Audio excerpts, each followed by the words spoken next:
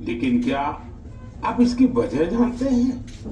यही तो वो खास बात है जो आज मुझे आपसे साझा करनी है। हमारे देश के अलग अलग राज्यों में आज और अगले कुछ दिनों में नववर्ष शुरू हो रहा है। आड़वा निमित्त हार्दिक शुभेच्छा। हमारे एक साथी ने लिखा है, एल्ला वरक्कुम विशु आशम शगल। एक और मजबूत देश का मजबूत सरिया हो गया स्टील।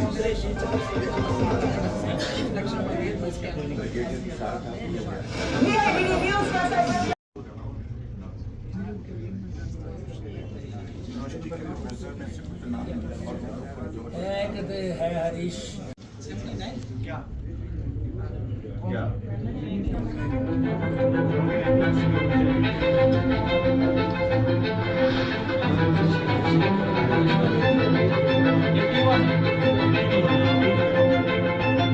आरंभ हो रहा है। इस बार विक्रम संवत 2082 शुरू। मेरे सामने आपकी ढेर सारी चिट्ठियां रखी हुई है।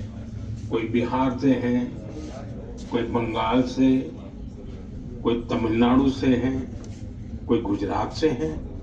इनमें बड़े रोचक तरीके से लोगों ने अपने मन की बातें लिखकर भेजी है। कई सारी चिट्ठियों में शुभकामना संदेशों को आपको सुनाऊं। सर्वारिगु युगादि हब्बद शुभाशय गढ़ू। अगला संदेश है, अंदरिकी उगादि शुभाकांक्षलु। सर, हिंदू नववर्ष का मौका है और 120वीं कड़ी आज जो है इसकी मन की बात कार्यक्रम की हुई है। किस तरह से देखते हैं इस यात्रा को? सबसे पहले तो मैं हिंदू नववर्ष के इस पावन अवसर पर सभी को बहुत बहुत बधाई देता हूँ, शुभकामनाएं देता हूँ। ये नया साल, ये नया संवत हमारे सबके लिए शुभ हो, ऐसी मैं कामना करता हूँ। आज मन की बात कार्यक्रम में जहाँ शिमला में संजौली में आकर के भाग लेने का अवसर प्राप्त हुआ और मैं आदरणीय प्रधानमंत्री जी के इस प्रयास, इस प्रयत्न को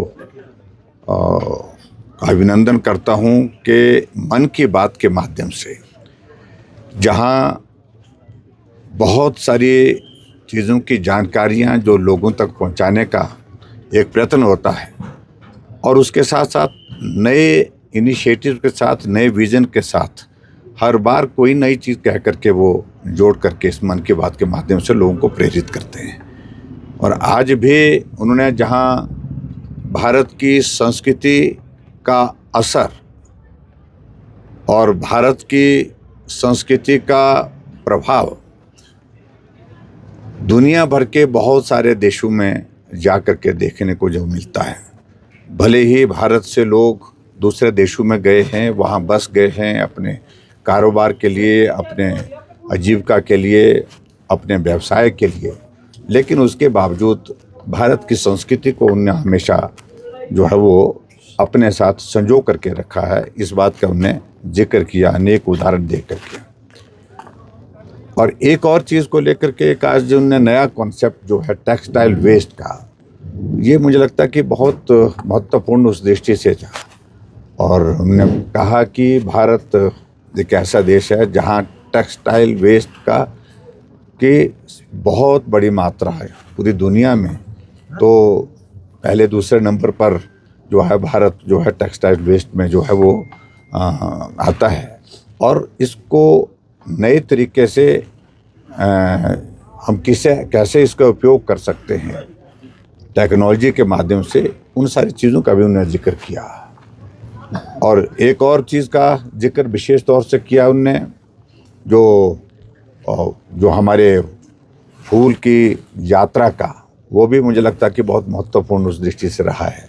उनने सारी चीज़ों को लेकर के बहुत बेहतर ढंग से हमारे सामने अपनी बात की, अपने अनुभव, और ख़ास तौर से अलग अलग प्रदेशों में जिस प्रकार से पत्र लिख करके उनको नए संवत की, नए हिंदू वर्ष की शुभकामनाएं दी हैं लोगों ने, उसमें से कुछ एक पत्र चुन करके उनने सुनाए, वहाँ की भाषा में सुनाए, और किस प्रकार से इसका जो है वो हमारे हिंदू नववर्ष का महत्व है।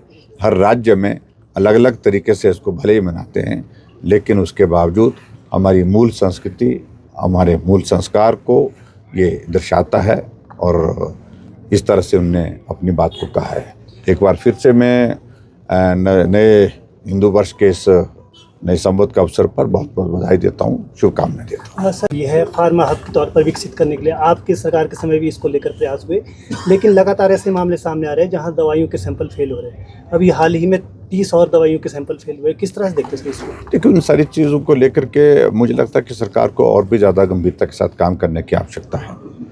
और मैं यही कहूँगा, दवाइयों के सैंपल फेल होने का अभिप्राय तो सीधा सीधा है कि मनुष्य के जीवन के साथ बहुत बड़ा खिलवाड़ और मनुष्य के जीवन को संकट में डालना।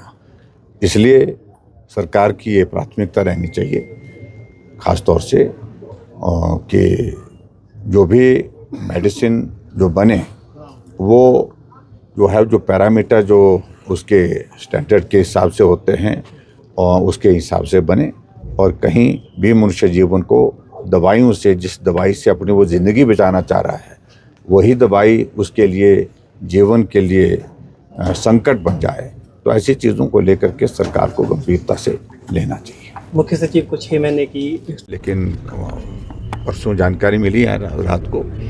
अब मैं उस बारे में कुछ नहीं कहना चाहूँगा, और मैं सिर्फ इतना ही कहना चाहता हूँ कि सरकार कुछ फैसले अलग तरह की लेने की उनकी आदत भी है और लेते भी हैं फैसले वो इस प्रकार से, लेकिन कुल मिलाकर के इस फैसले को लेकर के टिप्पणी करना आवश्यक नहीं है।